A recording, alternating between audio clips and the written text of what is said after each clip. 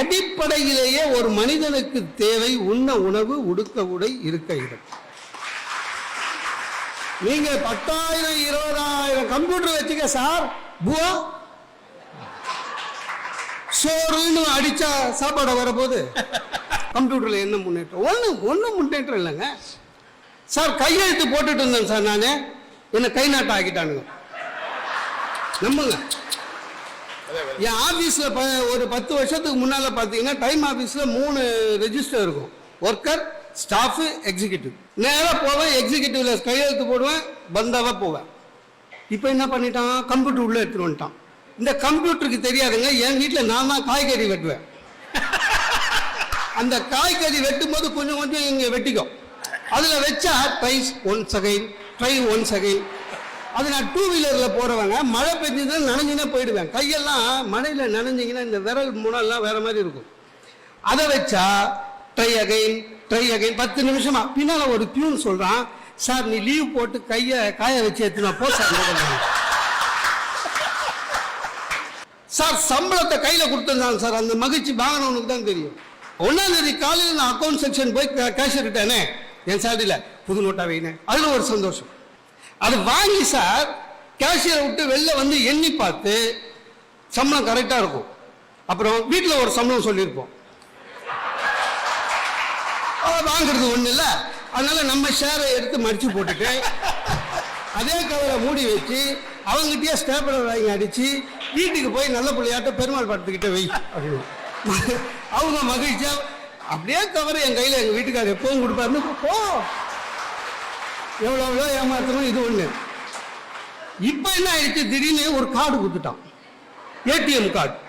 இப்போ என்ன ஆயிடுச்சு, ஏதோ ஒரு நம்ம அடிக்கடி உளருவோம்ல, பின் நம்பரை உளறிட்டேன். அவ போட்டு பார்த்துட்டு, என்னங்க உங்களுக்கு சம்பளம் 45ன்னா 60ன்னு காமிக்குது அப்படின்னா, ப்ரமோஷன் கொடுத்தாங்கன்னு போய் சொன்னேன். இப்போ என் கை செலவுக்கு என் தங்கச்சி அக்காவுக்கு என் கையில இருந்து கொடுக்குற காசுக்கு வட்டிக்கு கடை வாங்கினுக்கிறேன். கம்ப்யூட்டர் என்ன நல்லது பண்ணிச்சு? ஒன்றும் இல்லை. ஒரு காலத்தில் பொண்ணு பார்க்க போனால் கல்யாணத்தில் பொண்ணு நேராக போய் பார்ப்போம், பையனை நேராக போய் பார்ப்போம், நல்லது கெட்டது தெரியுங்க. இப்போ அதையும் கம்ப்யூட்டரில் மாற்றிட்டானுங்க. ஒருத்தன் என்ன பண்ணிட்டான், ஜாதகத்தையும் எல்லாம் ஃபோட்டோவையும் ஒரு 7-8 பேருக்கு ஃபார்வேர்ட் பண்ணிட்டான். போ அப்படின்னு 7 கல்யாணம் பண்ணியிருக்கான். எப்படா என்ன 8 ராசி இல்லை, அதனால நிறுத்திட்டேன். நியூமராலஜி படி 8 ராசி கிடையாது, நிறுத்திட்டேன். என்னடா ஏன்டா? ஆமா, என் ஃப்ரெண்டுங்க கல்யாணம் முடிஞ்ச அடுத்த நாள் ரொம்ப சோகமாக இருந்தான். என்னடா என்ன ஒரு தப்பு பண்ணிட்டேன்னா பொண்ணு நேரில் பார்த்துருக்கலாம். ஏன்னா ரிசப்ஷனில் தான் பார்த்தேன். ஏன்னா நாங்கள் கம்ப்யூட்டர்லேயே மூஞ்சி பார்த்து ஓகே சொன்னோம். ரிசப்ஷனில் தான் பார்த்தேன், கம்ப்யூட்டரில் ஏதோ கிராஃபிக்ஸ் பண்ணியிருக்கானுங்கடா, அந்த மூஞ்சே இல்லை இதுன்னு. நான் சொன்னேன் ரிசப்ஷனில் பார்த்தேன், சரி அதுவாது மேக்கப்போட இருக்கும், மேக்கப் கழிச்ச பிறகு பார்த்தியான்னு. பார்க்கக்கூடாதுன்னு தான் வெளில சுற்றி இருக்கிறேன்டா இது வரைக்கும். எங்கள் அக்கா பையன் கம்ப்யூட்டர் கம்பெனியில் வேலை செய்கிறான். மாமா எங்கள் ஆஃபீஸில் எப்படி தெரியும்ல, என்ன டீலாம் டேபிளுக்கே வந்துடும். நான் போடா லூஸுன்னு. ஏன்னு? ஆமாம், டீலாம் டேபிளுக்கு வருதுன்னு என்ன அர்த்தம்? அந்த 10 நிமிஷம் கூட உன்னை வெளில விடாமல் வேலை வாங்குறான்னு அர்த்தம். 60 வயசுலேயும் விவசாயி இளைஞனாக இருக்கிறான். ஏனென்றால் அவன் செய்யும் தொழிலை உடற்பயிற்சி. விடிய கால 4 மணிக்கு எழுந்தானா நைட்டு 7 மணிக்கு படுத்தானா அது வரையும் உடற்பயிற்சி.